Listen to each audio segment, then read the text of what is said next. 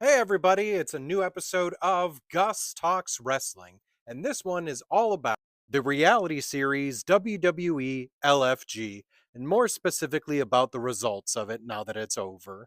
So before I go over the results, if you don't know what this is, let me tell you about LFG for a few moments. This is Legends and Future Greats. It's a reality television series by the WWE where you have 16 competitors and only one woman and one man will get an NXT contract and move on to have a career in the WWE. Now, this doesn't mean that everyone involved won't eventually also get a contract, Cutler James, but it does have a higher opportunity for them to move on in their careers. So, what actually happened in this competition is these 16 people first start off by being split up into four different groups. Each of those groups is led by one of these legends up here at the top, where you have Bubba Ray Dudley, The Undertaker, Mickey James, and Booker T. Team Booker T was comprised of Anthony Luke, Lee Laurel, Jasper Troy, and Panina Tulepa. Team Bubba consisted of BJ Ray, who at one point was replaced with Cutler James. Then we also had Xena Sterling, Drake Moreau, and Tatiana Dumas. Team Mickey James was Danny Sikelski, Chris Island, Serena Linton, and Troy Yearwood.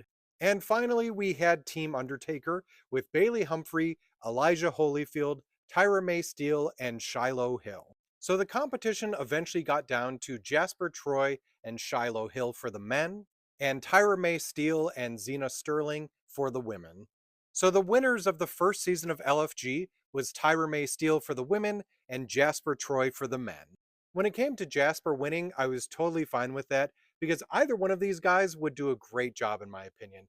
They both had great characterization, they were very good in the ring, and I think they have a lot of potential in their futures. As for the women's side, I actually disagree with Tyra being the one to move on, mainly due to the fact that Xena really proved herself throughout this entire competition, and she looked a bit more ready. I also was annoyed by the fact that it seemed, and this was even brought up by the legends, that one of the biggest reasons to put Tyra into this is she legitimizes it by being a gold medalist. I really dislike the fact that seems to be the only reason that they really pushed her over Xena. Not that Tyra's bad. She is a good in-ring competitor. She does pretty well with her characterization, but I do think she still has room to improve.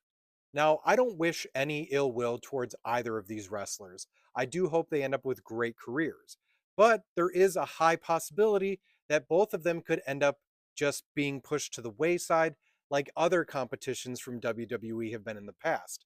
Tough Enough, or even the early seasons of NXT, where the person who wins isn't necessarily the best person for the job and sometimes doesn't end up proving themselves. But we'll have to see. So I really did end up enjoying watching this show. It was a lot of fun.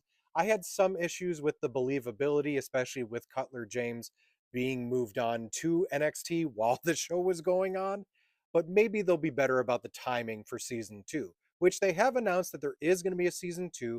The only difference is they're going to be changing out Mickey James for Michelle McCool.